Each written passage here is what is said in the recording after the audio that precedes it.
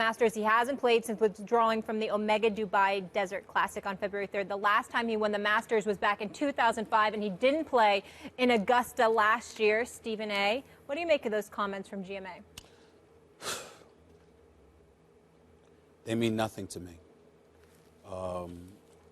Sadly, the things that have come out of Tiger Woods' mouth in recent years over his willingness or ability to play the game of golf, they simply haven't resonated. I've said years ago, I thought he was tinkering towards the brink. More than a year ago, I said I thought he was finished. I sit here today hoping and praying that I'm wrong, but inevitably feeling very, very prophetic with my words. He's done. He's done because of his health. He's done because he put his body through rigors that, training to be a Navy SEALs and all of this stuff that's been well documented that most golfers would never put themselves through. But more importantly, he's psychologically warped. Part of Tiger Woods' success in capturing 14 major titles, was the fact that he was not only great at what he did, he instilled fear in the opposition. So somehow, some way, his presence and his game was so mesmerizing, it dwarfed the competition. They feared him, literally feared him, while revering him at the same time. And that has evaporated. Now, we all know about the personal incident that he went through. Tiger Woods, and I'm not being critical here, I'm just speaking factually. Tiger Woods was living a lie. Tiger Woods had projected himself to be one thing, where it was learned he was the complete opposite of what he had marketed himself into becoming, which was practically a billionaire athlete. That was what Tiger Woods did. And when it got exposed, the weight of that deception and the ramifications emanating from it was just too much for him to take. So now you see maybe also losing his family. We don't know how that affected him. Without question, losing your dad as close as he was with his dad, no question about it. And the divorce from the wife and the separation from children. I'm not getting into all of that. That's his personal business. God bless him. I'm simply pointing out that when you have been living a lie and it gets exposed, what you see now is Tiger Woods just as interested in befriending folks as he is in competing against them. That is not what winners are made of. It wasn't what Tiger Woods was made of. And I can speak for it for a fact because Tiger Woods told us all that's how he was. And that is not how he has been. He is finished. Yeah. Tiger Woods is old. You know how he's old? Like, look at him. He looks old.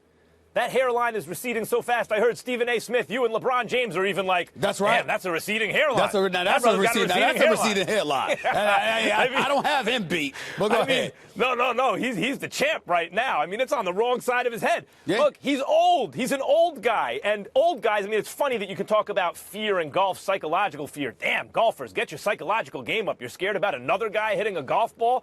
I mean, I understand Triple G, on Saturday night didn't look as good as he once did. And some people are like, well, people aren't going to fear him as much. He's going to punch those guys in the face. You're scared of Tiger Woods once upon a time? Okay, I guess that's how golf works. Yeah, I guess he's lost his intimidation factor. I think really a lot of this comes down to physically, what does he have left? And your point was right on the money. It's a point I wanted to make. When you do the kind of things that Tiger Woods did as a younger man, the way he trained, you are going to maybe increase the peak of your career, go to higher heights than you may have otherwise attained. But you may shorten the length of your career. I think about Kobe Bryant, Stephen A., 17-year-old phenom, comes into the league as a teenager, skips college. In his prime, pushed himself, worked out like a maniac to be as good as he could possibly be. His reach exceeded his grasp. He was reaching for Michael Jordan and willing to put his body through whatever he had to get there. But Kobe was really done at 34. Once he had that Achilles injury, he was done. He was already in steep decline by then. It's not young. He had a long career, 20 years, obviously, but it's not ancient. Kobe was done being Kobe at an age before maybe he should have been because of how hard he pushed himself to be the best version of Kobe in his prime. I think the same is true with Tiger Woods. He pushed himself so hard in his prime physically by the standards of golf. I mean, come on, that the longevity simply isn't there. I don't think it's impossible. He'll never win another major because all you need to get hot at the right time, and inferior players can do that. But He is done being Tiger Woods, done forever. That guy's never coming back. And the fact that we're still talking about it reminds me of Mike Tyson or Michael Jordan with the Wizards or Kobe Bryant after the injury.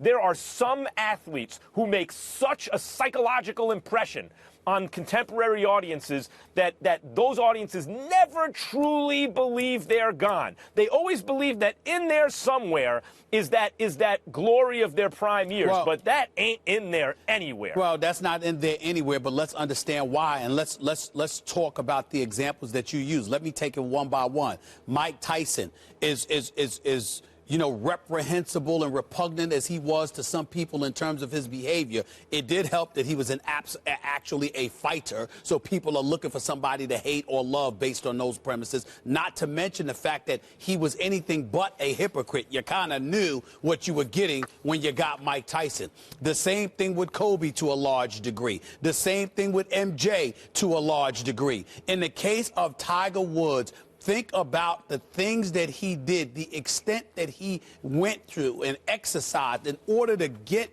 the public to believe and buy into this wholesome imagery. We don't have to go into the details, the salacious details of his transgressions, but good Lord have mercy, he put pimps to shame. That's how bad it was. He was pretty damn busy. So all I'm trying to say to you is this: when you take that into consideration, there is no denying that once it got exposed, that weight is what compromised them. All of a sudden, you got people in the game of golf talking behind his back, leaking information, saying stuff that they had always felt about him, and et cetera, et cetera. And he returned seemingly interested more in getting them to be okay with him and befriend him as opposed to just competing with them. That's when he lost his age. You don't come back from that, in my opinion. We've also talked about this in the show, and you alluded to it just now in the past, that whatever your image is, if it doesn't match up with who you really are, that's a disadvantage. That is to the detriment of the athlete. If the athlete is crazy, Draymond Green doesn't hide his crazy, right? And therefore, he's probably not hindered being the best he can be because he's not pretending to be normal. And others, Tiger Woods had to put out this image that wasn't really him. Not his authentic self, clearly. And you could argue maybe it's time to stop publicly talking about wanting